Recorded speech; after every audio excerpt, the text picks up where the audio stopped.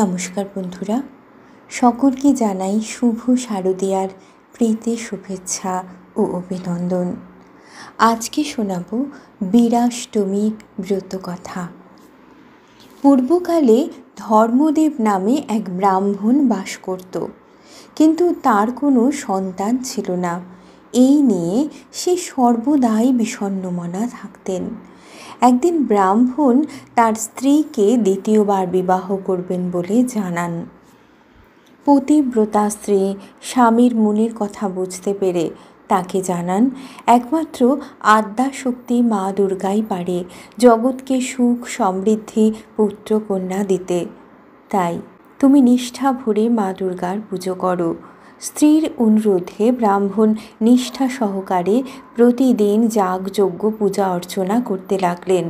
ব্রাহ্মণের নিষ্ঠায় তুষ্ট হয়ে মা দেখা দিলেন এবং বললেন, হে জিতেন্দ্রিয়, তুমি বীরাষ্টমী ব্রত পালন করো।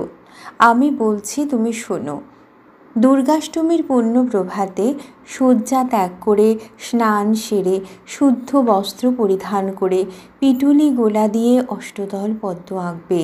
এরপর ধূপ দীপ 8 রকম ফল ও ফুল দিয়ে আমার মহিষমর্দিনী রূপের পুজো করবে।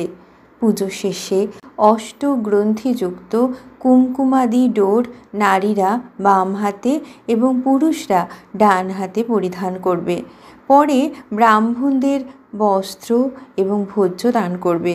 এইভাবে 8 বছর করার পর 8 জন ব্রাহ্মণকে দক্ষিণাসহ কলস দান করে এই ব্রত উদযাপন করবে। এই ব্রতের ফল, এই ব্রত পালন করলে তোমার জগৎ বিখ্যাত সন্তান জন্মাবে। এই কথা বলে তিনি অন্তর্হিত হলেন। ব্রাহ্মণের এই কথা শুনে ব্রাহ্মণী এইভাবে ব্রত পালন করে সুসন্তানের জননী হলেন। এইভাবে বীরাষ্টমী ব্রত প্রচলিত হলো।